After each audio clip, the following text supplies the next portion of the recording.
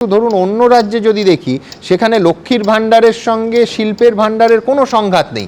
মহারাষ্ট্রে লক্ষ্মীর ভান্ডারের মতো প্রজেক্ট এক্ষুনি তন্ময়রা বলবে, সঠিকভাবেই বলবে যে এখান থেকেই কপি হয়েছে, কিন্তু পাশাপাশি শিল্পে নিয়ে এই সংঘাত তো আমরা দেখি। এখানে একটু কড়া কথা বলতে হয়, রাজনীতিবিদরা দয়া করে ক্ষমা করে দেবেন। সেটা হচ্ছে যে পশ্চিমবঙ্গ দ্বিতীয় পঞ্চবার্ষিকী পরিকল্পনা তৈরি করে সেই সময় পশ্চিমবঙ্গের শিল্পোদ্যোগের যে বিষয়গুলো, বিশেষ করে রাষ্ট্রায়ত্ত শিল্প, যে ধরনের পড়াশোনা করা মানুষ আমাদের ছিলেন, সম্ভবত আমাদের একটু পড়াশোনার দুর্বলতা হয়েছে। রাজনীতির সঙ্গে ভালো পড়াশোনা করা মানুষ যারা ভালোভাবে শিল্প করতে পারেন, সেইখানে বুদ্ধদেব ভট্টাচার্যের যে অসহায়তা, মমতা বন্দ্যোপাধ্যায়ের অসহায়তা আরও অনেক বেশি, এগুলো খুব সহজেই বোঝা যায়। এবার দেখুন 2006 নির্বাচনে কিন্তু ওই সিঙ্গুরের কথা বলেই বামফ্রন্ট ভোট পেয়েছিল।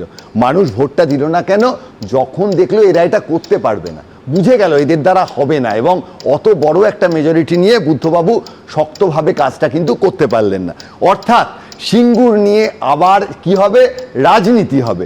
সিঙ্গুরের শিল্প হবে কিনা দেখা যাক। প্রধানমন্ত্রী আসছেন, তার তো সত্যি ক্ষমতা আছে। প্রধানমন্ত্রী যদি চান সিঙ্গুরের 100 একর জমিতে শিল্প হবে না, অবশ্যই হবে। সে তৃণমূল ক্ষমতায় থাকলেও হবে, বিজেপি ক্ষমতায় থাকলেও হবে, তার জন্য কোনো অসুবিধা হবে না। দ্বিতীয়, জমির স্থান নির্বাচন নিয়ে বারবার করে আলোচনা হয়েছে। এখন কারাকোরামের মাথায় কিংবা থর মরুভূমির মধ্যে কিংবা চাঁদের জমিতে কে শিল্প করতে যাবেন তা তো জানি না। নতুন গাড়ি শিল্প হবে, এ তো আর কয়লা বা এমন কিছু নয় যে যেখানে একটা খনির ব্যাপার আছে সেখান থেকে তোলা হচ্ছে কয়লা, এরম নয়। ফলে এগুলো একটা কাছাকাছি হবে শহরের, এগুলোকে অ্যাভয়েড করা যায় না। আপনি যদি দেখেন বাঙালিদের সঙ্গে কিন্তু শিল্পের যে বিবাহ সেটা একেবারেই সুখের নয়।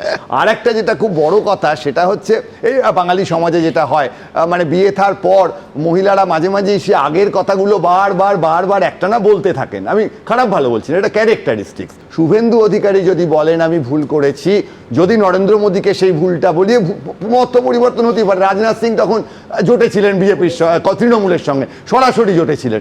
আজকে যে গোপন জোটে নেই দেখানোর একটা উপায় তো কারখানা করা। কেন্দ্রের সরকার, তার শক্তি কিন্তু কম নয়।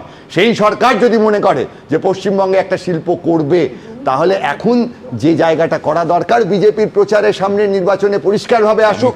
সামনের এই 18 তারিখে আমরাও স্বপ্ন দেখব যে তিনি বলে যান বিজেপি ক্ষমতায় আসবে এবং ওই 100 একরে কারখানা হবে, সেই কারখানায় মানুষ চাকরি পাবে, কোনো মিথ্যে প্রতিশ্রুতি থাকবে না।